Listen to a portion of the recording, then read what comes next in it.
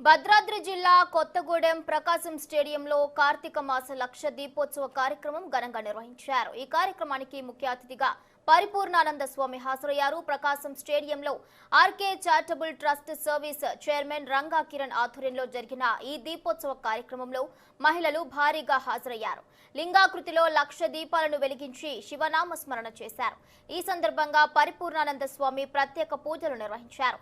హిందూ ధర్మస్థాపన, దేశం సుభిక్షంగా ఉండడం కోసం లక్షలాది రూపాయలు ఖర్చు చేసి కార్యక్రమం నిర్వహించిన ఆర్కే చారిటబుల్ ట్రస్ట్ సర్వీస్ నిర్వాహకులను పరిపూర్ణానంద అభినందించారు. కొత్తగూడెంలో గత 4 ఏళ్లుగా ఇంత భారీగా లక్ష దీపోత్సవం నిర్వహించడం ఇదే తొలిసారి అని తెలిపారు.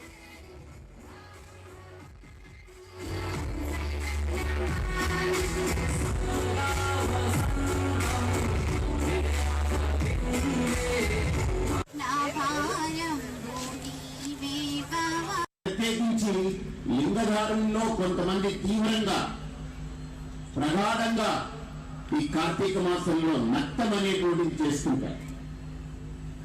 చాలా మంది చేస్తూ ఉంటారు, కానీ వాళ్ళకైతే ఈ కార్తీక మాసం ఒక ప్రధానమైన మాసం.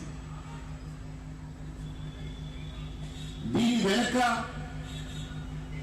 మన పురాణాల్లో కానీ మన శాస్త్రాల్లో కానీ దీని యొక్క ప్రత్యేకత ఏమిటి, ఎందుకు ఈ కార్తీక మాసంలో ఇలా ఒక్కపొద్దు చేయాలి, లేదా నక్తం అనేది చేస్తారు. నక్తం అంటే పగలంతా ఏమీ తినకుండా కేవలం ద్రవ పదార్థాలే తీసుకుంటూ రాత్రి ఈ సమయంలో శివుడికి ఆరాధన చేసిన తర్వాత ఆయనకి ఏదైతే నైవేద్యం పెడతామో దాన్ని మాత్రమే ఆ సమయంలో తీసుకుని విశ్రాంతి తీసుకుంటారు.